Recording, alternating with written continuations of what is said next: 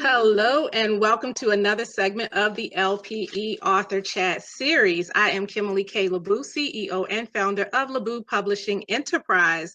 This month we have our special Anthology Edition featuring authors from the soon-to-be-released book True Wealth Starts in the Mind by visionary author Lisa M. Jones. Our guest tonight is Mr. Terrill Knighton, better known as TK. He penned the chapter, When You Get Better, It Gets Better. Welcome to the broadcast, Terrill. Hey, welcome. Glad to be here. Good. I'm excited to have you on the broadcast tonight. So we are just going to jump right in because if you've seen other times, it just goes so quickly. So your chapter title is When You Get Better, It Gets Better. Tell us why you chose that title for this book. Well, it's really interesting how that came about. For like the last 3.5, 4 years, my original saying, I've been saying this is going to be in a famous quote book one day. When you get better, it gets better. And I'm referring to self-development. I'm referring to you getting better, working on yourself, self-improving, you growing from the inside out, because I believe that success comes from the inside out. Everybody else is looking for success from the outside in. Tell me what. But at the end of the day, it's the person you become from the inside out. That's where change comes from. So when you get better, it gets better. So I'm a self-development fanatic. If there's one thing I've been consistent in, it's been developing myself. The thing I'm most proud of is my books. And the next house that we're going to go into is going to have an amazing library in it. It's okay to have a theater room, but it's even better to have a library. And I want to build a whole doggone house around my daggone library. I'm that serious about it. I love it. And I got that from your chapter when I was reading your chapter about the whole self-development piece. It was really interesting. And so you wrote in the beginning of your chapter, you talked about watching the TV show Lifestyles of the Rich and Famous at the age of 10. And at that moment, you knew that you wanted to be rich and successful. And you also wrote about your Uncle Stan. And you said, your Uncle Stan, you said the most successful person in my family was my Uncle Stan. He was an attorney. He was the only person that I really saw that was successful. He wore nice suits, drove a Mercedes, and wore too much cologne. I said, when I grow up, I want to be a lawyer. It's not that I wanted to be a lawyer, but that was the only example of success that I saw. I knew in order to be successful, I had to go to college. So how important do you think it is for children to have those examples of success in front of them at an early age like you did and your Uncle Stan? Well, I had a really long conversation on Friday afternoon with a good friend of mine, James Watkins. And he talked about how when he was a kid, he got bused to the other side of town. And because he saw how other people were living, he said to himself as a kid, I want to live like this. And so for me to see my uncle wearing really nice suits, he wore a lot of Polo cologne. So my kids go, oh, God, Dad, yeah, I can smell you upstairs. I said, good. That's what I was looking for. But I think it's very impactful. I think that I just watched a thing on YouTube. I don't know if y'all have ever heard of this comedian. His name was Benny Hill. He's an English comedian, had a TV show. But as a child, he got a phobia from his father about spending money. And even though this man was wildly financially successful, he would never buy another shirt until you could see the material coming apart. He wouldn't buy pants until the material was coming apart. He never spent any money. He never moved out of his apartment. I mean, this guy was very successful. He had a TV show that was one of the most popular shows in England. But because of that imprinting as a child, y'all gonna learn today. And from that imprinting as a child, okay, that you can't spend any money, it affected his entire life. So it's critical that you see success at an early age. It's critical that you see, and I think it's critical that you see a contrast, because my kids have a good life, but I need them to see what the alternative is. So then they can appreciate the good life and not think, well, everybody's life is like my life. So I think you need to contrast, but I think the inputs are critical in life to see how other people are living and to see examples of success in other people. I think it's absolutely, it's essential. Yeah, absolutely. I agree. And I wholeheartedly agree about that contrast, because we can mess our kids up if you constantly give, and they don't see that other side. So great point. So you talked about the fact that you worked your way through college, and one day you met a gentleman that was only 25 years old. Tell us about that encounter and how it changed, how and if it changed your perspective. Well, you know, life is about inputs and what happens to you. And I was young, and I saw another guy that was young being successful, and he talked to me about being successful as an entrepreneur, not in the traditional sense of going to school, getting your college education, getting a degree. He talked about entrepreneurship, and I never heard anybody talk to me that way. And I would say that I was open and that I was impressionable. But what he was doing was legal. And the people that he introduced me to were very successful. And so I decided to actually make a conscious decision to quit going to school to do the business that I ultimately ended up, you know, kind of being successful at. But it was just because I met somebody that gave me an input. You know, it'd have been no different than, you know, I could have met a guy that was a drug dealer and said, man, go drop this package off, and gave me $500. So, okay, give me another package, right? But it wasn't like that. I mean, it was legitimate. I'm just saying that. Yeah. But I met somebody that was young, and they had the appearance of success, and their conversation was about business, and that got my attention. Wow.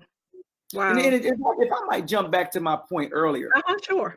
I was having a really great conversation with my friend James Watkins. Great guy. We in a similar business. But it's been in me from an early age, and it was in him from an early age to want to be successful. I think, you know, it's either in you or it ain't. It's either in you or it ain't. Now, I think it could be in you down low, and it has to be brought out to full flower and to blossom, but it's got to be in you. Okay. It's got to be in you. So do you think that leaders are born or leaders are made? Well, leadership is a skill. So there are people with natural leadership abilities, but you don't have to be born a leader. You have to be born with the desire to lead. And then you can learn how to lead. But the desire has got to be there. You got to have it inside of you to want to be somebody. You got to want to be somebody. Everybody don't want to be somebody. And that doesn't mean they're bad. It just means people are different. I'm not an artist, okay? I marvel at people that can take a paintbrush and oils and make this beautiful landscape. I think they're geniuses. Like, I don't know how they do it. See, that's not in me. I can't even draw stick figures. So it's not in me. It's like a person can teach himself to play the piano. It's just that's not in me. Yeah. So I have something different in me. Yeah, it's not in me either. I can't draw. So you mentioned in your chapter that you attended one seminar 9 different times. And I watch a lot of successful people and speakers and things as such. And I remember Les Brown, also great motivational speaker. I remember him talking about attending one seminar several different times. Until he got the lesson. So first, what made you keep going back? And then second, how important is determination in attaining success and wealth? Well, the seminar I went to was a sales seminar. And I spent an entire weekend holed up in a hotel. We go to the seminar in the daytime, and we go to a hotel not to sleep, but to practice and rehearse these scripts they taught us over and over and over and over. Well, when it came out of that seminar and went in the real world, and the client said, I want to think it over. And I said, well, that's fine. Obviously, you wouldn't take time to think it over if you weren't seriously interested. I mean, may I assume since you are that interested, you're going to give this matter very careful consideration? I mean, what phase of this opportunity exactly is it you want to think over? I mean, is it the quality of service I'll render? Is it the company? I mean, be honest with me. Could it be the money? And they said, yes, it's the money. I said, well, about how much too much do you feel it is? They said, well, it's about $30 too much. Well, that breaks down to about $1 a day. So, for the price of a Coke, you could be enjoying the benefits of my services I'm offering you. I mean, and that's what you really want, isn't it? Yeah. And I said, well, great. What's your birthday? Ask the reflex question. So it worked. and it worked so good. I just kept going and just getting better and better and better. But I got that weekend in less than probably $200 that I invested. It totally changed and transformed my business, which means when you get better, it gets better. So the business was the same, but the difference was me. I went and learned some skills and put those skills in the field, and skills pay the bills. Wow. Okay. Let's see. You said I've been able to earn a multiple six-figure income per year, which you're talking about. You said it all stems from self-development, acquiring knowledge, getting the necessary training for me to take myself to another level has been the catalyst for my success. So is there a defining moment for you that shifted your mindset on this path to acquire knowledge and to gain success and wealth? Was there one defining moment for you? Was there one defining moment? I don't know. It's kind of like they say you never miss a meeting because you don't know what meeting will change your life. And I don't know. I'm just always getting better. I don't know. I don't know exact. My deal is this compounded effect. Okay, so mine's going to boil down to the compounding effect and the slight edge. And so what happens is it's like let's talk about Taekwondo. You start out a white belt, then I think you go to a yellow belt, an orange belt, a green belt, a brown belt. Then you go 2 degrees of brown, then you go to black, then a few degrees of black. So what happens is I've just been layering on these skills. Just layering on these skills. Then I had to learn how to sell, right? Then I had to get some leadership skills, had to get some people skills. If I wanted to learn more about investments, I had to go get some investment skills. I just keep layering on all these skills. And then one day, you don't know what it is, but you're this end result of a lot of different inputs. And then you just gel and you become something that's pretty nice. It's pretty awesome. Like I'm proud of who I've become, And I have a great self-esteem because, no one gave it to me. I worked for it. And so, I'm the bomb, but I put in the work to be the bomb. It wasn't that I was, I run around saying, I'm here, check me out. That's like arrogance. But when you do the work, you deserve, you have a certain swagger about you because you got real skill. You have real depth. You have real metal. This is for real. I have real skills. I know how to communicate. I know how to lead. I know how to talk to people. I know how to communicate. I know how to do things. And so with me, it's a compounded effect. It's years and years and years of honing my craft. One of the most difficult points in my career was probably from 2012 to 2014. And I took 2 classes back to back in NLP, which is neuro-linguistic programming, to become a practitioner and a master practitioner. I did this at a low point in my career when it was a strain for me to pay for it. Damn, how did it become so amazing? Well, I don't know, but I've been working on myself, and this is just the end result of doing a lot of work. Like this MVP sitting behind me was a culmination of a lot of really difficult work. I put together a vision board, and a guy's holding up this trophy. And that vision board was in front of me for 2 years. But unbeknownst to me, at the bottom of the trophy in fine print, it said MVP.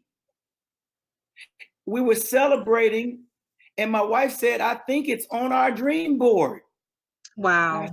Son of a gun. So I go to my Dropbox, I feverishly try to find the picture, I expand the picture, make it bigger, and I'll be doggone if it don't say MVP. You think it's an accident? I don't think it's an accident. Not at all. Anybody who knows me knows I'm big on vision boards. Absolutely. And writing stuff down and setting goals. So I wholeheartedly believe in that. So let's talk about your mentors. You said I've sought out mentors and aligned myself with people that have higher level thinking than I possessed. I believe that you need to be not the smartest guy in your circle. Instead, you should be the least smart guy in your circle. If you're the smartest guy in your circle, you need a new circle in order to keep improving yourself. I've always surrounded myself with business people, with people that are doing better than I am, so that I don't grow complacent and rest on my laurels. I endeavor to focus on what do I need to do to move up. So how important is it to have mentors when one aspires to become successful? I have a question for you. My question for you is there a shortcut to success?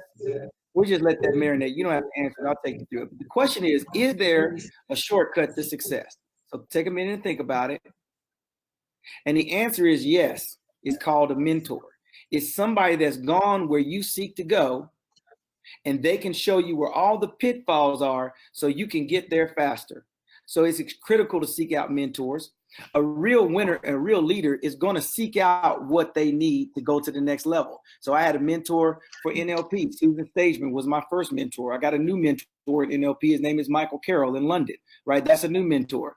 And then it goes on and on. People that I'm in business with. One of the things that I do now is I have a tight circle. So I have a circle of buddies that are all in business. I have a friend of mine that's in commercial real estate. His name's Mark Allen. He's very successful. Another one of my buddies, Johnny Collins, he's in the title business, very successful. Another buddy of mine, Alvin Johnson, he in multifamily apartment complex, very successful.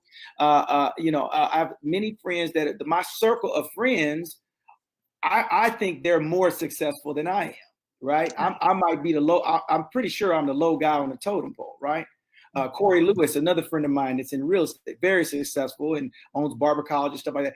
So I think I'm on the low end, but I surround myself by people that are very successful. And so that their thinking pulls me up because they're thinking big.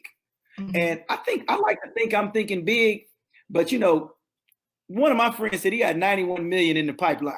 My pipeline ain't that big. So I'm like, we need to keep eating breakfast because you're thinking, I like how you think. Yeah, I need to be, because I'm not thinking 91 million. I mean, that's the type of business he's got lined up. You know what I'm saying? Yeah. A buddy of mine said, I killed him last month. I made a 70,000. I mean, so you got to have really doing well so you don't get complacent, because you can be a big fish in a little pond, making money and be around a bunch of people. You want to get around people that are doing so much better than you. Really, I'm very blessed to have a great circle of friends that are very, very successful. They're doing very well, and there's just a conversation, a dinner conversation. We just feed off of one another, and we encourage one another. We really do. That's awesome. That's really awesome. So you said, I realized after reading it titled Think and Grow Rich that your thought process has everything to do with your success. Where you are in life right now is a sum total of your thoughts. For your life to get better, your thinking must get better. So how does someone who's watching right now begin to think better? Well, I think the first thing you got to do is figure out what you want in life. And you don't need to think about the past, but you need to think about what you want in the future. Most people wake up in the morning and the first thing they do is they think about the past. So we keep thinking about the same things that happened in the past over and over and over. And so because we keep thinking about the past, that becomes our predictable future. So I think the way you got to start thinking better is you have to figure out what you want, and you want that to dominate your thought process. You want to think about what you want over and over and over. Not thinking about what happened in the past, because you can't change what happened in the past. True. You have the present, you have to be present in the present, appreciate where you are, and think about where you're going. That's one of the things I believe you have to do to get started. Think better. Yeah, that's good. That's good. So let's talk about the concept of two minds, because you said this concept helped you tremendously.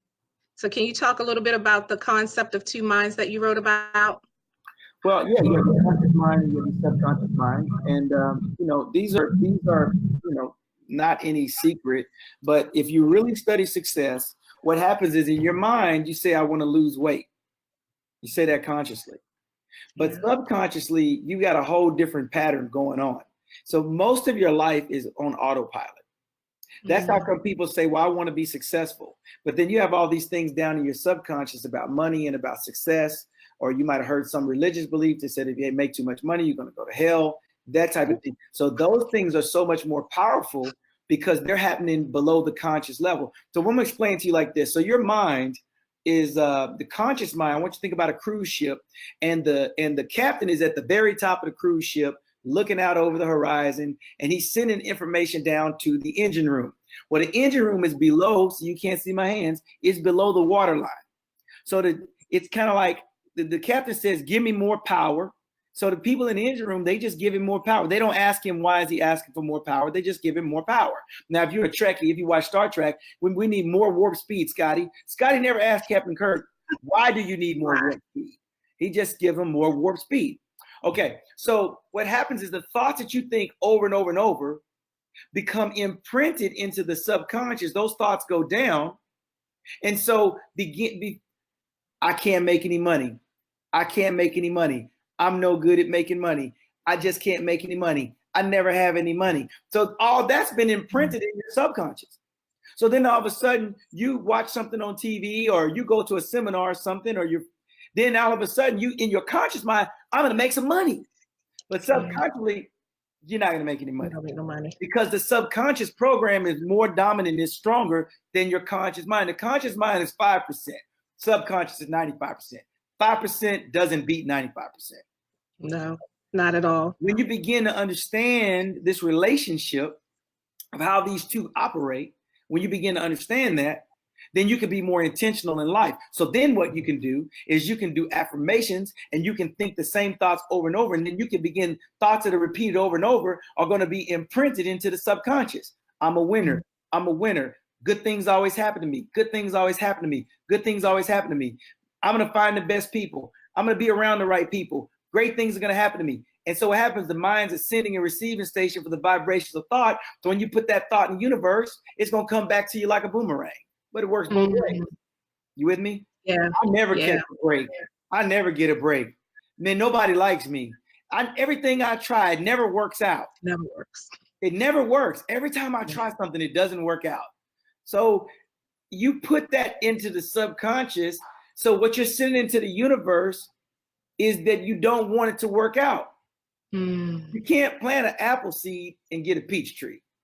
You can't plant seeds of doubt and unbelief and then reap success and prosperity.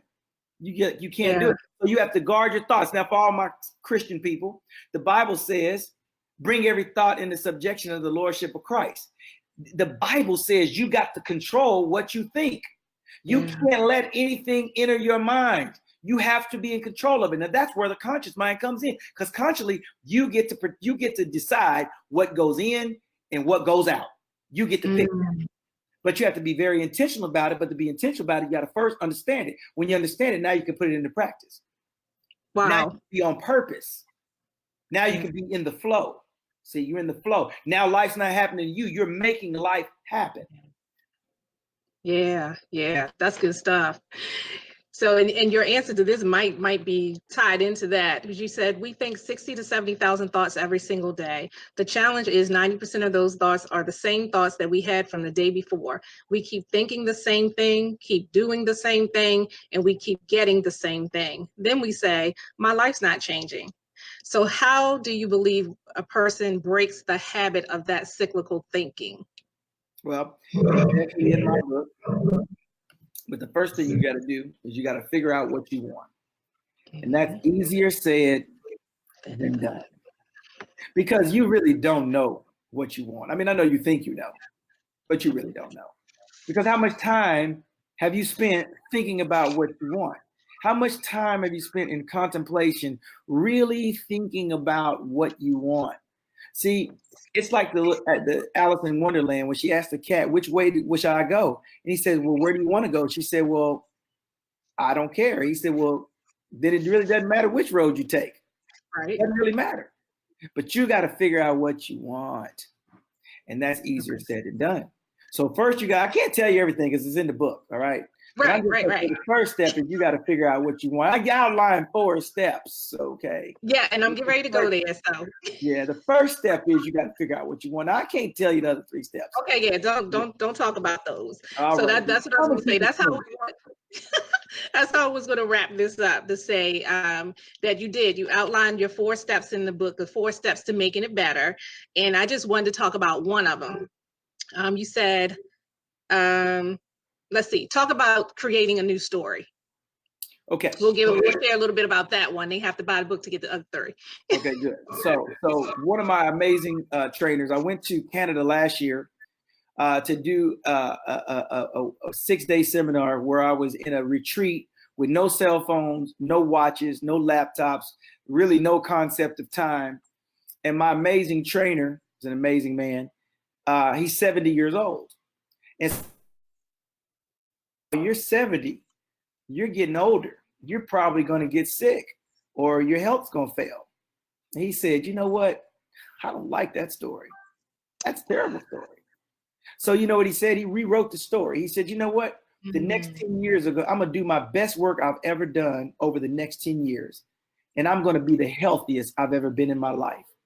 And he said, before I drift off to sleep, I tell my mind, tell me that story about how I do my best work over these next 10 years and how my health is going to be the best it ever has been in my life. Tell me that story as he drifts off to sleep. So you're telling yourself a story. You're telling yourself, well, you know, my mom and them didn't ever do nothing. My daddy told me I wasn't going to do nothing. Nobody in my family did nothing. You know, we ain't successful in, I know ain't is improper English. I want to be relatable. We ain't successful like that. You know, we don't come from money. We don't do this. We don't do that. No, we not like that. You know, I'm just regular. You can tell yourself, I'm just a regular person. I'm not, you know, like Oprah and Beyonce. I'm just regular. Okay, you could tell yourself that story. Yeah. Or you could say, I'm an extraordinary person perceived to be regular, and extraordinary things are going to manifest in my life. And I'm going to be a blessing to so many people around me. My life's going to make a difference. Man, you could tell yourself that story. Man, what a story to tell. Man. So that's a much better story. Oh, absolutely. A much better story. But absolutely. You're a story. Your mind is a story maker, and your mind's a story creator. So why don't you create the story you really want for your life? I mean, there's no right or wrong way to make the story. It's your story. You are the creator. Don't let somebody else write your story. Man, somebody wrote our story when we were 8 years old. We had somebody write our story on the last job we had. They said, you don't measure up. Man, are you living a story somebody else wrote for you, or are you going to write your own story? Man, I'm getting fired up. I'm sorry, y'all. I just get excited. That's all right. You have anything else you want to say to close us out? You go right ahead. Well, I just want to say that I want to thank the incredible Lisa M. Jones, the original Jones Jewel, for giving me, as one of her colleagues, an opportunity to write a chapter in a book. I've had people ask me, you know, was I ever going to write a book? And I was like, I don't know about writing a book. But when the opportunity came my way, I thought, well, you know, this is outside of my comfort zone. And see, you only grow outside of your comfort zone. You can't grow when you're comfortable. You got to do something you ain't done before. So I said, okay, I'm going to write this book. I'll write this chapter. Right. I said, that's probably easier to write a chapter than it is to write a book. So that's a great place to start. But I just want to thank you, Kimberly. I want to thank Lisa M. Jones for the great opportunity to find another way to help people in the world, to enhance myself and to be a blessing to others and enrich the lives of others. It's been quite a journey. It was a challenge because, you know, I wasn't a writer, but now I have a new story. Yes, I wasn't a writer, but now I'm a best-selling author of a chapter. Yes. So I'm very excited. But I just want to encourage everyone to get this book. There are so many nuggets and jewels in there to enhance.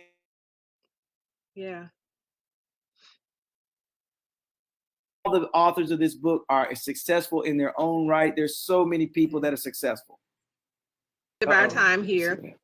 And this has been an amazing and awesome interview, and just a great, I mean, that whole rewrite your story or tell a different story, if we just marinate on that for a little bit, that is life-changing. So can you hear me now, Terrill? I can. Okay. Because we could still hear you, so I'm not sure what was going on. But thank you so much for that, and thank you for being my special guest on this evening. Your chapter is amazing, and I can't wait for people to begin to read this book so they can see, you know, and be able to learn from all of these leaders and this amazing information that has been shared, including your chapter. So thank you so much for that. Thank you.